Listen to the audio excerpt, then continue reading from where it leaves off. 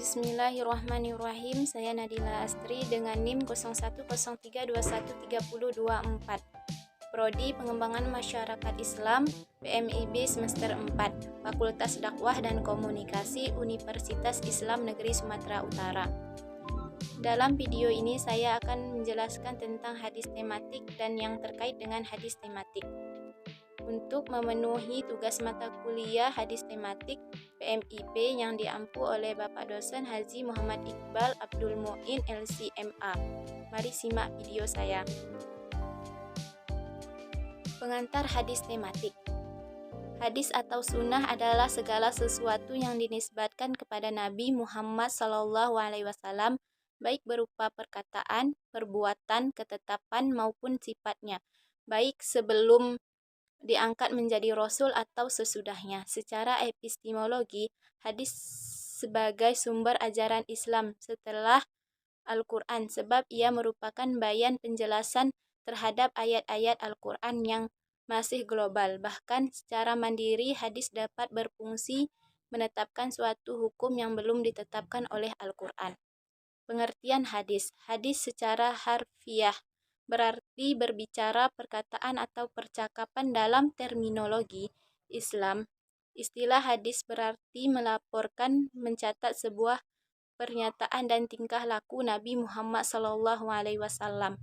Menurut istilah ulama ahli hadis, hadis yaitu apa yang diriwayatkan dari Nabi, baik perkataan, perbuatan, ketetapan, sifat jasmani atau sifat akhlak, perjalanan setelah diangkat sebagai nabi dan terkadang juga sebelumnya, sehingga arti hadis di sini bermakna dengan sunnah. Metode maudhu'i. Pengertian maudhu'i menurut terminologi ialah mengumpulkan hadis-hadis yang terpecah-pecah dalam kitab-kitab hadis yang terkait dengan topik tertentu, kemudian disusun dengan sebab-sebab munculnya atau pemahamannya dengan penjelasan dan pengkajian dalam masalah tertentu. Prinsip memahami hadis. Prinsip-prinsip metodologi memahami hadis.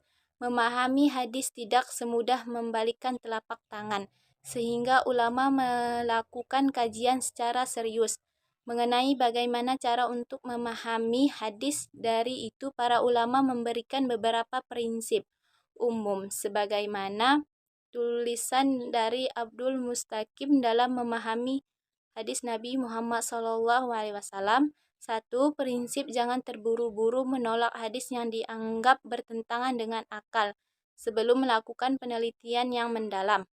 2. Prinsip memahami hadis secara tematik atau maudhu'i sehingga memperoleh gambaran untuk mengenai tema yang dikaji.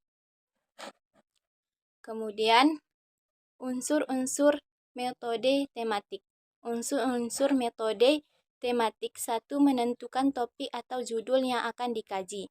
2. Mengumpulkan hadis-hadis yang terkait dengan topik yang ditentukan. 3. Melakukan persyarahan atau pengkajian sesuai dengan tema. 4. Memilih salah satu atau seluruh aspek ontologi, epistemologi, dan aksiologi yang terkait dengan tema. Kelebihan metode maudhu'i. Kelebihan metode maudhu'i.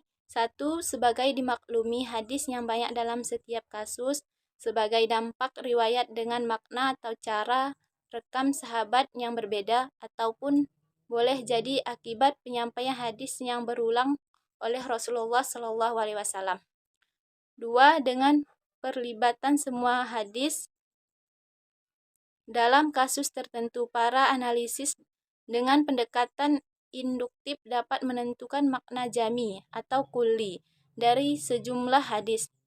Dalam pembahasan hadis jami dijelaskan bahwa dalam hadis tertentu terdapat lafal yang bermakna jami. Dijelaskan bahwa dalam hadis tertentu terdapat lafaz yang bermakna jami. Lafaz yang bernuansa jami dapat menjadi premis mayor dan dengan pendekatan deduktif dikembangkan kepada kasus-kasus yang berhubungan seperti yang terlihat pada hadis qamar.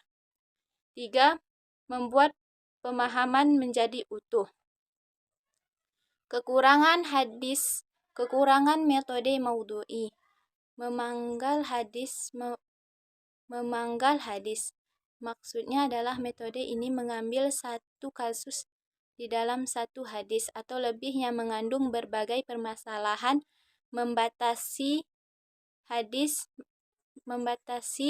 pembahasan hadis dengan adanya penetapan judul di dalam pemahaman hadis.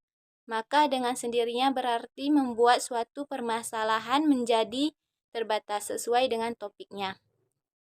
Kesimpulan, hadis tematik atau disebut dengan maudhu'i secara berasal dari kata maudhu' yang merupakan isim maf'ul dari kata wada'ah yang artinya masalah atau pokok pembahasan. Menurut Mustafa Muslim bahwa yang dimaksud maudhu'i adalah meletakkan suatu pada suatu tempat.